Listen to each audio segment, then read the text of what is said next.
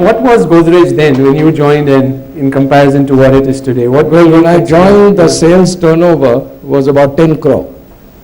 We had two companies. One was called Godrej and Boyce, and one was called Godrej Soaps. The total turnover was 10 crore is a very different number those days than it is today. We've grown quite well over the years. We've gone into newer businesses, into adjacencies. The group is 116 years old. We started making locks. And now we are in very many different businesses, both consumer durables, consumer products. We are into chemicals, we are into industrial products. We supply to the Indian Space and Nuclear Program. We make agri products. We operate now in about 20 countries in the world, manufacturing operations.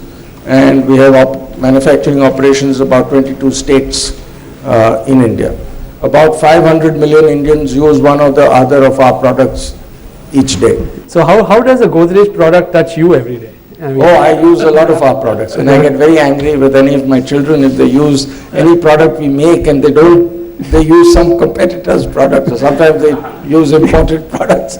I get very annoyed about it, but I use a lot of our products. Interestingly, you brought your children in. So you have 3 children and each of them are extremely competent. So how have you handled their entry into the business? All my 3 children are in the business. They're extremely well educated. They started as management trainees in the group. They've risen. They're very passionate about the business. So I look forward to the business continuing under strong management in the decades to come. Today he is also the chairman of the India at 75 Foundation, besides so many other things, and that is really a vision for how do we really scale India, how do we really get Indians to get engaged in changing and actually shaping that India of 2022. And YI and CII, and we've all been in this journey together, which started, as most of you would know, about 5 years ago when we went across the nation and tried to find out what is that one aspiration that connects India today. And the need for a better livelihood was something that was shared as a common vision, whether it was a farmer, whether it was a housewife, whether it was a fisherwoman, whether it was a businessman, whether it was a student. Everybody believed that there was a need for a better livelihood for themselves or the next generation. And C.K. Prahlad, who's been the inspiration around this vision, actually talked of India being able to achieve that by skilling 500 million people.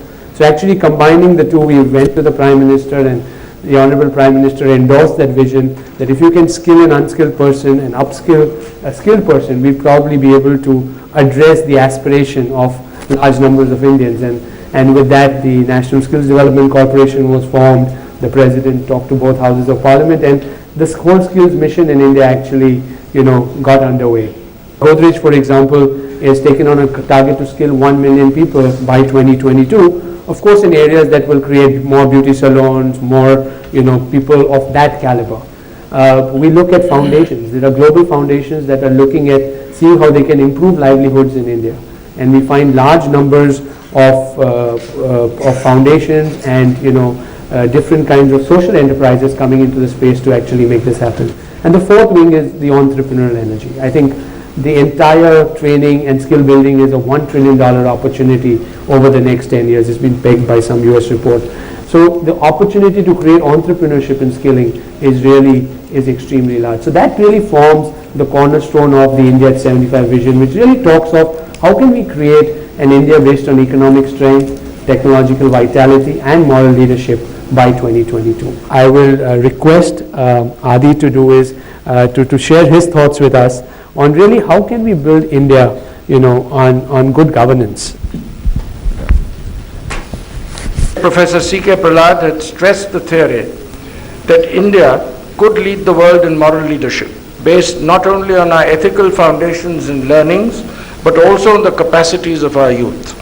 In his vision for India at 75, he had laid out moral leadership as one of our aspirations, and we in the foundation are seeking to make it a reality. Let me touch briefly on the current economic challenges facing us, which focus our attention on the imperative of inculcating moral leadership and reinforcing good governance.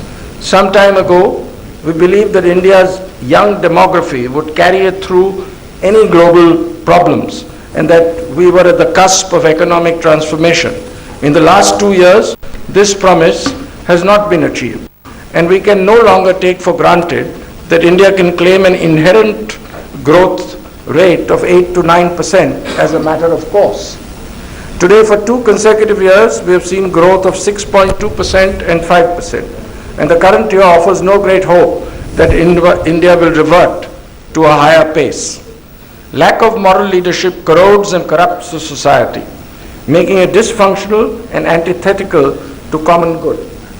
Corruption or misuse of power for unlawful personal gains detracts from our commitment to poverty alleviation, provide basic goods and services such as education and healthcare, and build India into a place of happiness, peace, and security. E-governance, too, is high on the agenda, as is preventing leakages through the UIDAI. However, institutions and laws are only as good as the people who are involved in their successful functioning. On the one hand, no law can prevent corruption if the entire system acts against its proper functioning. On the other hand, such laws and regulations should not become onerous and prevent smooth functioning of economic and business activity. In CII, we set up a task force on integrity and transparency in governance, which developed a voluntary code of business ethics to inculcate greater ethics, probity, and transparency in business dealings. Unless business itself conducts itself with the highest standards, the endeavor against corruption will be infructuous. As you know, India at 75 and YI are closely aligned. The India at 75 vision document was prepared after multiple stakeholder dialogue, engaging 6,000 people all over the country. As youth comprise 65% of our population, the focus is on harnessing their energy and ideas. We propose to create a national volunteer force that can channelize the power of youth towards realizing the vision. The India Backbone Implementation Network has recently been set up in partnership with the Planning Commission to improve delivery of various projects. The idea is to find solutions to challenges and de-bottleneck the system through innovative methodologies. I would encourage all of you from YI gathered here today to internalize the lessons of moral leadership and good governance in all your actions. I would also urge you to join the volunteer corps under India at 75 banner. Let us act together to make our country very strong, both economically and morally. Thank you, ladies and gentlemen. What are some of the initiatives that you would like the government or some of the initiatives that should happen to further strengthen the FMCG sector? Leave it alone. I think most of our businesses, if left to business, will do extremely well.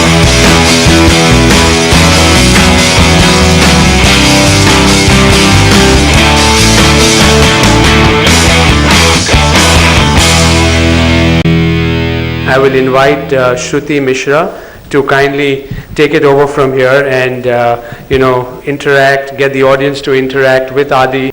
Mr. Godrej, let me start by asking you, do you see the fundamentals of the Indian consumer industry deteriorate? The tailwinds that were supporting the sector, are they waning out? No, I don't see it waning out.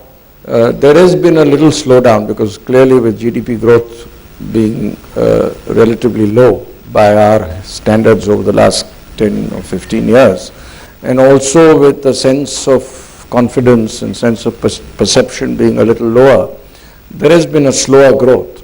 But for example, our consumer products company in the last quarter posted a 23% growth in sales. So we continue to do quite well.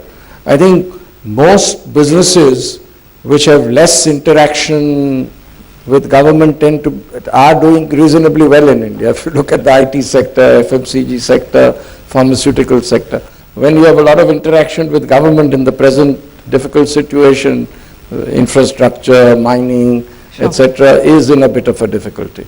See, India Inc. has articulately, said that they're quite disappointed with the government with regards to its policy making, clearances, corruption. So what is your consolidated view about the government? I think we need a lot of reforms. But one thing we should realize, we've become extremely negative in this country. And if we look at since 1991, overall, we have done quite well. even if you take the average growth rate over the last, say, 10 years, it's been close to 8%. We've done reasonably well. We could have done much better. In the medium to long term, I'm very bullish about Indian growth, mainly because of our demography. You know, you're one of the very few top industrialists who has something positive to say about this.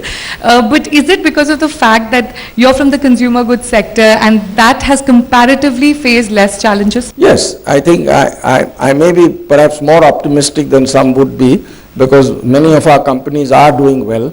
And obviously, if your business is facing very serious problems because of the immediate thing, it does tend to make you pessimistic. But overall, when I dispassionately look at things, I'm quite bullish in the medium to long term. All right, you know, I want to talk to you about your 10 by 10 plan that you announced in 2011. Now, you want to grow 10 folds in the coming 10 years. But, you know, considering the economic slowdown, do you think you'll have to revive those plans again and the strategy that you have for the company? Well, it's an objective.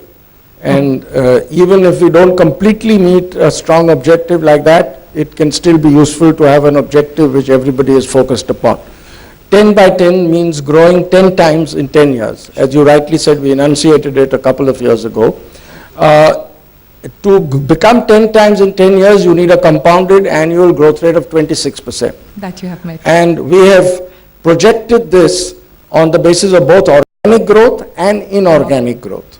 And in the last 2.5 years since we enunciated this, we've been growing at about 30%. So we are ahead of the curve. This year, with the economic slowdown, maybe we may not achieve a 26% growth rate. But I'm reasonably confident we'll do it. We have been expanding through acquisitions also quite a lot. We operate in 20 countries across the world, and I think it's an achievable target. Sure it is. You know, talking about acquisitions, your global acquisitions have been confined to the consumer product space. So what are the expansion plans for the other businesses? Are there any inorganic expansion plans? 2 or 3 things. In fast-moving consumer goods, which is Godrej consumer products for us, organic growth in India will be good. We grew at about 20% over the last couple of quarters, but growing much faster is very difficult because you have competition, your category growth sizes are limited, so it's very difficult to grow much faster in India. We work on negative working capital. We throw up a lot of cash in the business, in our Indian business. So deploying that capital for international acquisitions in the developing world, we think is extremely efficient. It has benefited our company very much and will continue to do it. With the international acquisitions, we think we can maintain that 26% growth rate quite efficiently. We've done better than that in the past. In our other businesses, the opportunities in India are so large that there's not much need, although some of our businesses have international operations. We have our furniture business has international operations, Godrej Agrovet has some international operations, but the need for international operations for high growth are not as much as in the consumer business. That's why we focused on international acquisitions in our FMCG side.